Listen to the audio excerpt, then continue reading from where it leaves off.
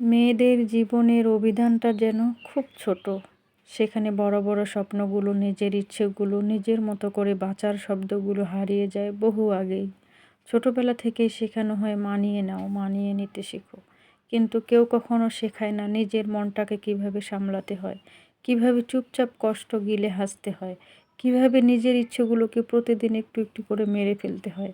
একটা মেয়ে তার পছন্দের রং বদলায়, প্রিয় শখ বদলায়, কমফোর্টেবল জায়গা ছেড়ে দেয়, স্বপ্নগুলো গুছিয়ে রেখে দেয় আলমারির এক কোণে। স্বপ্নগুলো যেন অমলিন হয়ে থাকে অন্যদের খুশির জন্য। এর সত্যিই অনেক কষ্ট বুকের ভেতর চেপে রাখে সারা জীবন ধরে। অনেক সময় তারা হাসে, স্বাভাবিক থাকে, কিন্তু ভেতরে ভেতরে অনেক কিছু সহ্য করতে হয়। সমাজের প্রত্যাশা, পরিবারের দায়িত্ব, সম্পর্ক টিকিয়ে রাখার চেষ্টা, সব মিলিয়ে আমরা মেয়েরা নিজের অনুভূতিগুলোকে চাপা দিতে শিখে যাই। বিসমিল্লাহির রহমানির রহিম। হ্যালো এভরিওয়ান, আসসালামু আলাইকুম। আশা করছি আপনারা সবাই অনেক ভালো আছেন। আলহামদুলিল্লাহ, আমিও ভালো আছি। তাই আবারও নতুন দিনের সাথে একটা ভিডিও নিয়ে হাজির হয়েছি। আর আমার এই ভিডিওটির মধ্যে যারা আছেন আপনাদেরকে অনেক অনেক শুভেচ্ছা। তো আমি কিন্তু রান্নাবাড়া করে নিলাম, করে নেওয়ার পরে আমরা খাওয়া দাওয়া করেছি। এর মধ্যে কিন্তু অনেকটা সময় চলে গেছে। তো তারপরে কিন্তু আমি অগোছালো ঘরটা গুছিয়ে নেওয়ার জন্য চলে এসেছি। প্রথমে জানালাটা খুলে দিলাম। তো দেওয়ার পরে আমি কিন্তু এখন বিছানাটা গুছিয়ে নিচ্ছি। আর দেখতেই পেয়েছেন যে আমি কাঁথা কম্বল গুছিয়ে নিচ্ছি। কারণ হচ্ছে কয়েকদিন থেকে তো টানা বৃষ্টি হচ্ছে, অনেক পরিমাণে বৃষ্টি, ঝড়, বাতাস। তো এই বৃষ্টির কারণে কিন্তু আবহাওয়াটা অনেকটা খারাপ। তো ঠান্ডা লাগতেছে, কিন্তু তখন কিন্তু কাঁথা কম্বল ঢাকা না নিলে কিন্তু একদমই হয় না। তো এই জন্য কিন্তু কাঁথা কম্বল ঢাকা নিয়েছিলাম রাতের বেলা, তো সেটাই কিন্তু আমি গুছিয়ে নিলাম। আর বিছানার চাদরটা কিন্তু আমি উঠিয়ে নিয়েছি, সেটা কিন্তু ময়লা হয়ে গেছে। তো অন্য আরেকটা বিছানার চাদর কিন্তু আমি অফ ক্যামেরাতে দিয়েছি বিছিয়ে। তো তারপরে কিন্তু আমি একটু ঝাড়ু দিয়ে বিছানাটাকে ভালোভাবে ঝেড়ে নিচ্ছি। নেওয়ার পরে এখন আমি বালিশের কাভারগুলো ঢুকিয়ে নিব। আসলে আমরা মধ্যবিত্ত সংসারের গৃহিণীরা নিজের কাজ সবসময় আমরা নিজেরাই করি। আমাদের সংসারের যে কাজগুলো আছে সেগুলো কিন্তু আমাদেরকেই করতে হয়। এমন অনেক সময় আমাদের শরীর ভালো থাকে না, অনেক সময় অনেক বেশি মন মানসিকতাও ভালো থাকে না, শারীরিক বা মানসিক দুটোই কিন্তু আমাদের খারাপ থাকে। আমাদের সব কষ্টগুলো বুকের ভিতর চেপে রেখে কিন্তু আমাদের সংসারের কাজকর্মগুলো করতে হয়।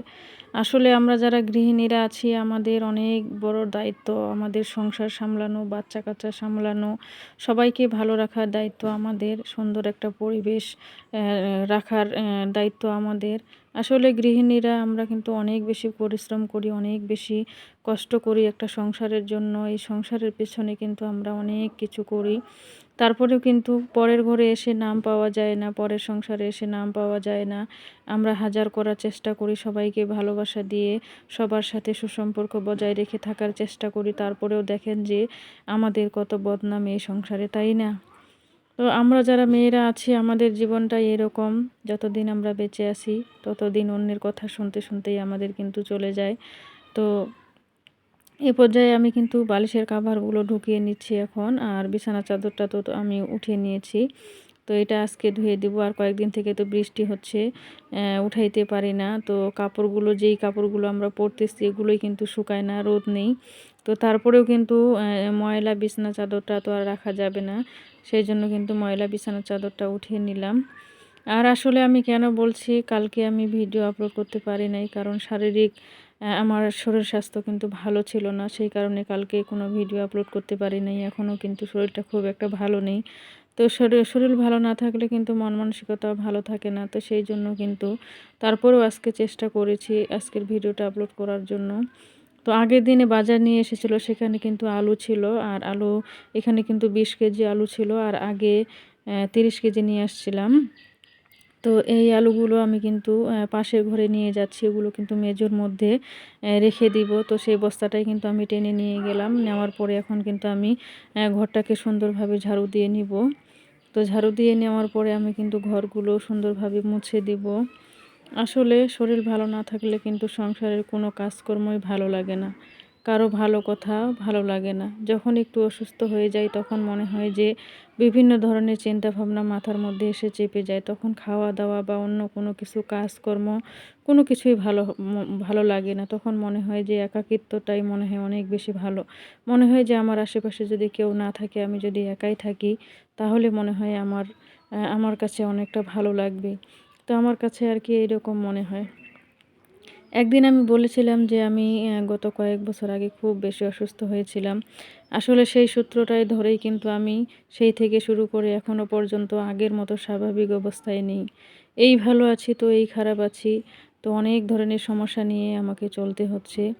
এইজন্য অনেক বেশি দুশ্চিন্তা হয়। মনে হয় যে মাঝে মধ্যে কখনো মনে হয় আর বাঁচব না। তো এইভাবেই আর কি শরীরটা যতই ভালো থাক, যতই খারাপ থাক, তারপরেও আল্লাহর কাছে শুকরিয়া আদায় করি। চলে ফিরে খাওয়ার মতো ক্ষমতা আল্লাহ তাআলা দিয়েছে।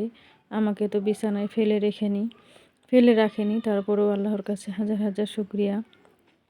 তো এর মধ্যেই কিন্তু অনেক ধরনের সমস্যা আমার শরীরের দিক দিয়ে অনেক চিকিৎসা করতেছি। অনেক ডক্টর দেখাচ্ছি কিন্তু কোনো ধরনের অসুখ-বিসুখ এগুলো কিন্তু ধরা পড়ে না। তারপরেও কিন্তু আমি চিকিৎসা করতেইছি। তো মাঝে মধ্যে নিজেকে অনেকটা ধৈর্য ধারণ করার যে একটা পরিস্থিতি, ধৈর্য ধারণ করতেছি।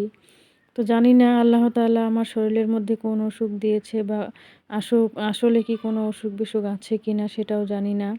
নাকি আমার মনের দুশ্চিন্তা। আল্লাহ তাআলা যেন আমাকে ভালো রাখেন, সুস্থ রাখেন। আপনারা সবাই আমার জন্য দোয়া করবেন। আমিও আপনাদের সবার জন্য দোয়া করি আল্লাহ তাআলা সবাইকে ভালো রাখুক। আসলে একজন অসুস্থ ব্যক্তি তার মনের উপর দিয়ে যে কী ঝড় বয়ে যায় সেটা কিন্তু সেই জানে। আমি কিন্তু ঘরটা সুন্দরভাবে ঝেড়ে নিয়ে এখন কিন্তু ঘরটা আজকে মুছে নিচ্ছি। আর আমি কিন্তু সবসময় কাপড় দিয়ে বসে ঘরটা মুছি। তো কাপড় দিয়ে ঘরগুলো মুছলে কিন্তু অনেক ভালো লাগে আমার কাছে। সেই মোছাটা কিন্তু অনেক সুন্দর হয়। আর কোনাকানি যে জিনিসগুলো আছে সেগুলো কিন্তু আমরা ভালোভাবে মুছতে পারি। আর এই যে ঘর মোছা লাঠি দিয়ে আমার কাছে কিন্তু একদমই সুবিধা লাগে না, একদমই ভালো লাগে না ঘর মুছতে। আমি কিন্তু এই লাঠিটা মনে হয় ২ দিন বা ৩ দিন ব্যবহার করেছি। তারপর থেকে কিন্তু আর ব্যবহারই করিনি, ওইভাবেই আছে।